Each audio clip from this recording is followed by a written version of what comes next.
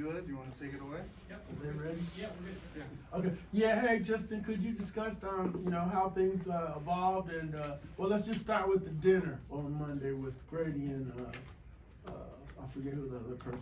Yeah, everybody there. Chops or whatever. Y'all were eating pretty good, I guess. Oh yeah, Chops is what sold it, honestly. No, I'm joking.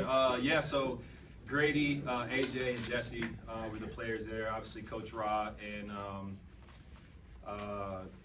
Coach Ra was there. Terry was there, and so and it was just a great dinner. I'm familiar with Coach Ra and the defense that he runs, and so a lot of it was kind of talking X's and O's, just philosophy, vision, big things like that, and then really just getting a feel for the culture and the guys there. Obviously, Jesse being acquired, from Cincy, and then Grady playing his career here.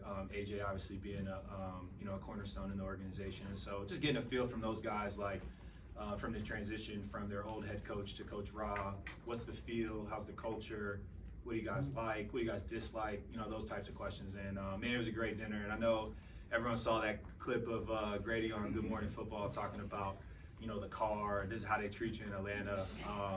That did happen. So I will admit that did happen. But now I'm super excited to be here. This is what we were waiting for, an opportunity like this, and I can't wait for this thing to get rolling. Where are you at performance-wise? Because I know Coach was saying you weren't in camp, so he wanted to ramp you up the right way. Yeah, I feel great. I know that's what everyone's going to say, when they're coming into a new spot and big expectations, but I feel great. I feel the best that I felt, strongest, fastest, and so I'm appreciative of them, kind of like easing me in and making sure that everything's going to work smoothly, because it's not about the plays that you can make here in the last couple of days of camp. It's about the longevity of the season, and a big season we have ahead of us. But I'm super thankful for that approach. But I'm ready to go and excited to get this thing rolling.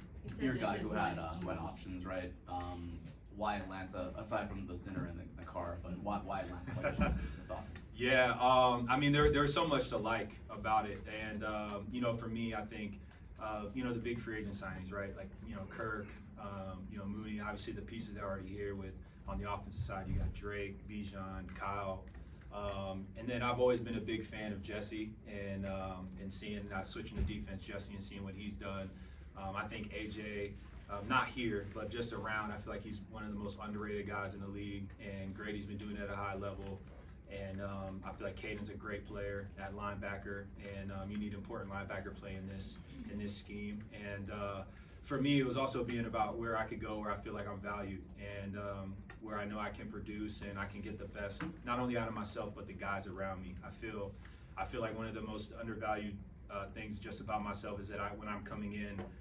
It's a multiplier factor. I can make everyone around us better, but that's the communication with Jesse, with AJ, Caden. I mean, if all of us can be just a little bit better, it makes the group better. And that's what I'm looking forward to the most. Communication is a big thing for me, and those guys communicate at a high level. There's just so much about it, man. And then we were already in talks, and so when the Judon trade happened, I pretty much called my agent and said, we got to get this done.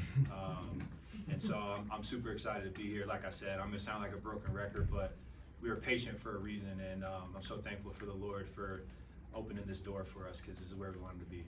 You talk about, having that dinner and asking questions about the culture and finding some things out from some of the mainstays here a little bit. Yeah. When it came to you leaving that dinner, what do you kind of look back on as like, that's something that I learned that really made me feel like this is the place that I could go and be myself at. Yeah, I think for me there was a lot of similarities in so I was in and I'm not going to talk about it much because that stuff's in the past and moving forward, but I was in Denver for 8 seasons, and in those 8 seasons 5 head coaches and 6 if you include an interim head coach, and so a lot of turnover, a lot of heartbreak, a lot of potential in some seasons. And so when I was there with those guys, I could see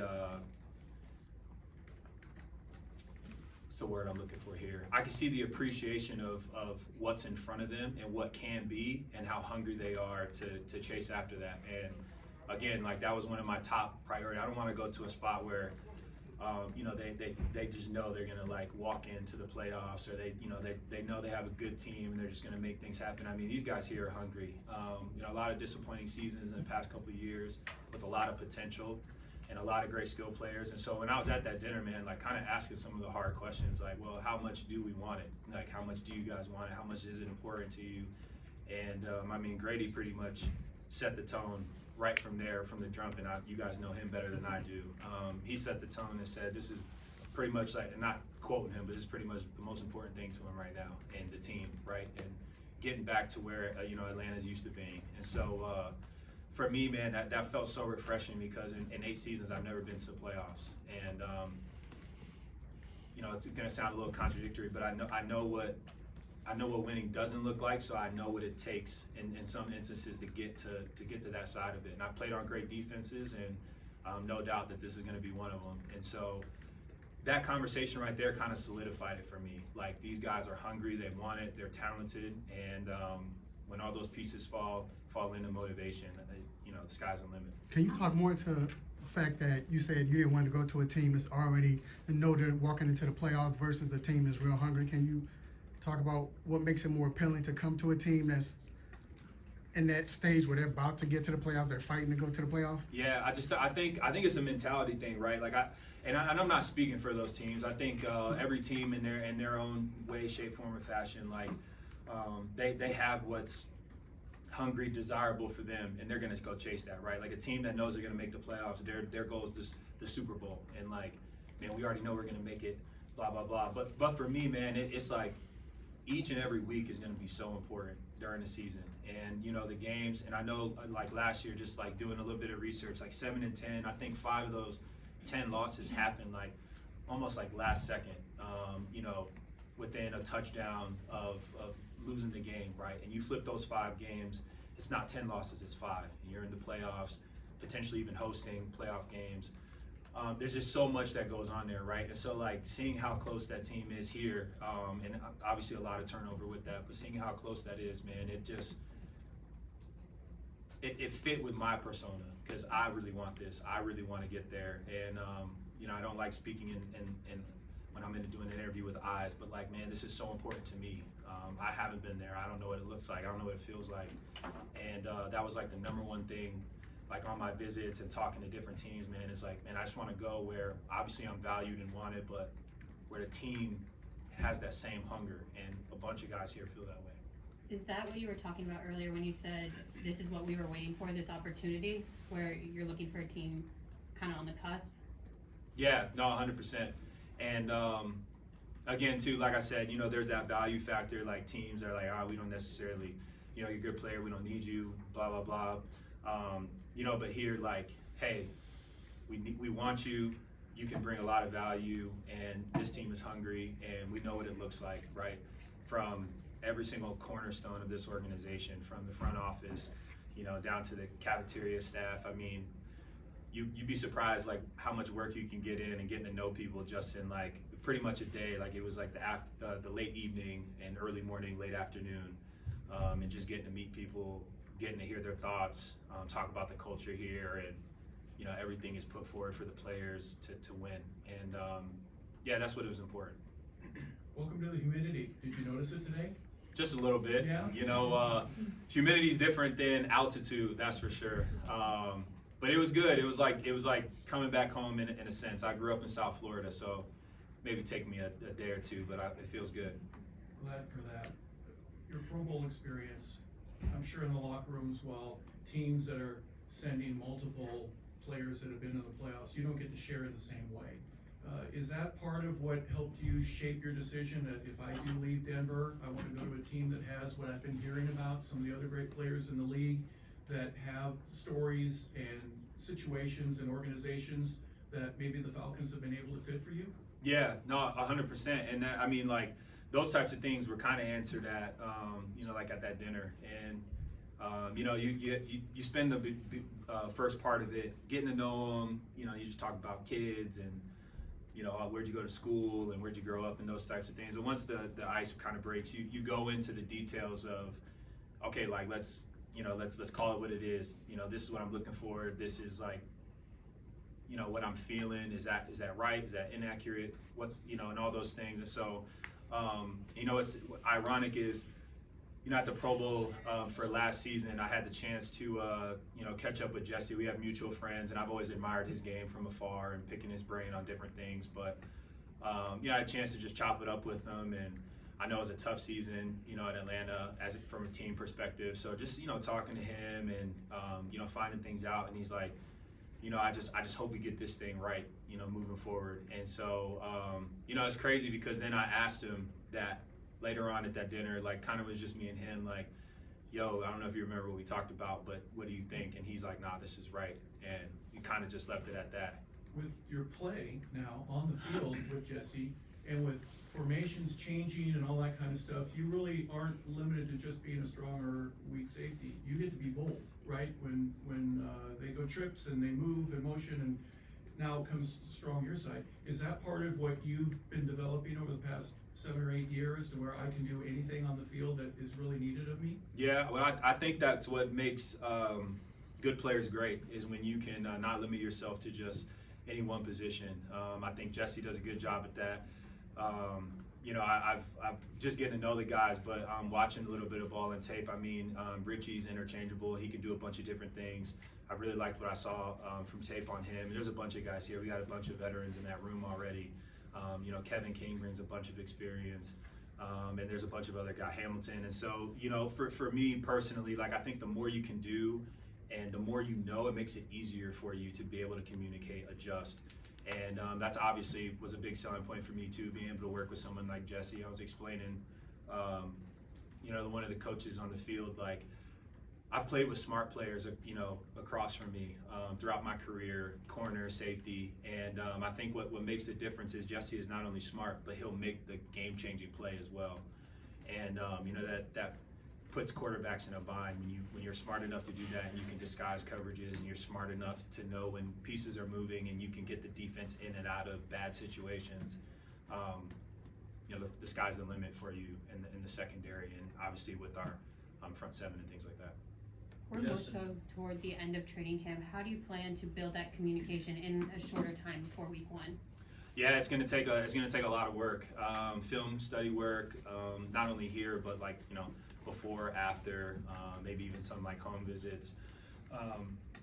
As much as you can build that camaraderie, because that's really what it comes down to, is not only like the safeties, right, and the corner seeing things the same, but like the linebackers, right, some of the edge droppers that, you know, every now and then are going to drop into coverage, like making sure that we're going over every single detail. And sometimes it's going to happen with growing pains, you know, whether it's in practice, hopefully not, but sometimes in the games. And there's growing pains that come with communication, but it's going to take a lot of work. It's going to take, obviously I haven't been here, so there's things that I'm going to have to catch up on. It's not like, hey, I've done this way. It's a two-way street, and, you know, me coming in here saying, like, this is what the room does, this is what I got to know, what I got to learn, and you know, no egos at the door. And so, but it's exciting at the same time, because it's a bunch of guys that want to do it right. Justin, forgive me, I know you said you didn't want to go back much into the Denver experience, but I wonder if you were surprised by how that ended and how you processed the transition. Yeah, surprised wouldn't be the right word. Knew it was a possibility, and yeah, I've you know, spent the last 8 seasons there, and there was a lot of positives that came from that. But you know, at the end of the day, there are decisions that were made, and you know, it's the NFL at the end of the day. Like, I've seen it happen when I was there from Denver faithfuls, like, you know, Von Miller got traded, you know, in the middle of the season. Demaryius Thomas, you know, got let go, you know, to Houston. And I mean, obviously, you know, in my opinion, a Hall of Fame receiver. And, you know, Emmanuel Sanders, you know, another guy. I know he's a Pittsburgh guy. Then he, you know, became a Denver guy. Then, you know, he goes around. But there's other guys there, right, that were really good players that, for whatever reason, you know, just things happen and you get let go. It's the NFL. So no hard feelings for me. I love Broncos country, always will. I love the guys there. You know, I think they're doing things the right way, and so wishing them the best. Besides November 17th, but wishing them the best. You mentioned the hunger, like at the dinner and everything else that you saw from guys like Grady and AJ, and like you mentioned that you haven't been in the playoffs and like kind of you have that same mentality. Why was that so compelling to you in choosing, and why was that attractive, that kind of hunger, you know, that demeanor? Yeah, it was almost like with or without you, we're gonna get this thing done type of thing, right? And you know, Jesse said it, like, we're building something special, so hop on. And you know, I wanna be a part of that. And I know, you know, take all the other stuff out of it. Like, man, I know it's a 1-year thing, at least for now, but like, you're gonna get my best for this year, and I'm all in as if this was like you know, I'm a rookie coming in for, you know, 4 years, 5 years, whatever it is, man. Like, I'm all in because I could tell the guys here are all in. So it's easy to buy into the players, the coaches, the culture. Like I said, top to bottom, and I don't want to sound like a broken record, but I'm literally giving you exactly what I heard at the dinner. And it was, you feel the energy, and like I said, you guys know these guys better than I do, but when you felt the energy at the dinner and you're looking at them in the eyes and having that conversation, you know it's right in your heart, and you know, you pray over it and you're like, yeah, this is the right decision. And so, and I'm so thankful, you know, just for the opportunity to at least, you know, give that a shot, because I believe in it. On a less serious note, you and Chris Lindstrom were teammates. A lot of Clemson guys here, a lot of ACC guys. Are there going to be any wagers that we, you know, coming up on Saturdays to support your team? Yeah, hey, you know, those haven't worked out for me in the past, and so I'll have to ask. Lost a few big dinners? Yeah, you know, maybe just a few. I'll have to ask Chris's track record, you know, when he's been here. Fun fact though, Chris and I, the next time you guys have a chance to talk with him, we were actually roommates for a year at BC. I was a senior, I believe he was a sophomore, and at that time we didn't do off house living at BC. So, you know, as a senior, I still lived on campus and I needed a roommate, and you know, Chris was like, I need a roommate too. So that was my guy, and that's when I first got to know him.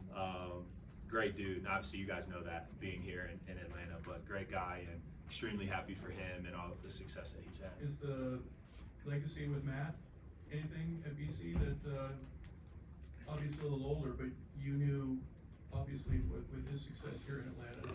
Not that that had anything to do with your decision, but Right. Falcons have been very happy with some of the BC grads. Yeah, no, for sure. There's definitely been some Boston College love here. I hope to add to that. That obviously will come with you know, my play and all that other stuff. But yeah, Matt Ryan's been obviously a great here, and you know, a guy almost like Luke Kuechly-ish. You know, you know him at BC, and then you get a chance to meet him, and they're everything that people said they were and more. And Matt's been awesome. Just the little tidbits that I've gotten from him throughout my career, and had a chance to play him once, well, really twice, but I didn't really play the first time, so once. And then got to talk to him a little bit at a preseason game, the Hall of Fame game Denver and Atlanta had a couple years back. But yeah, Matt's awesome.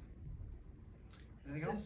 So you had the dinner, you know, Chris, sounds like you have a lot of friends who are already on this roster, but what was today kind of like, and maybe getting to know some of these new people and seeing maybe more of those hungry guys? Yeah, no, it was great. And I mean, even watching practice today, I mean, guys coming off an off day, you know, after, I know the starters didn't play, but after, you know, a good amount of the team played in Baltimore, and guys flying around, you know, making plays, the energy was high. And I think like that's what it looks like, right? And guys love being here. You could tell the atmosphere and the energy, like guys love coming into work, love competing. And that was really cool to see. And so, you know, for me, just like finding my niche, my groove, my routine with the team and with the guys, and you know, also understanding that although I'm a veteran, like there's already great veteran presence in the room, and so I'll add when needed. But you know, most times these guys already know what they're doing, and you know, just finding that groove with that too. But it was really cool, man, watching it up front and personal. I can't wait to see obviously the rest of the week, but even preparing for Pittsburgh week 1, and you know, really seeing that intensity level rise to a whole nother deal. Was there any specific moment or interaction today that you kind of look back on like, okay, I made the right decision, or like any kind of maybe thing that stuck out?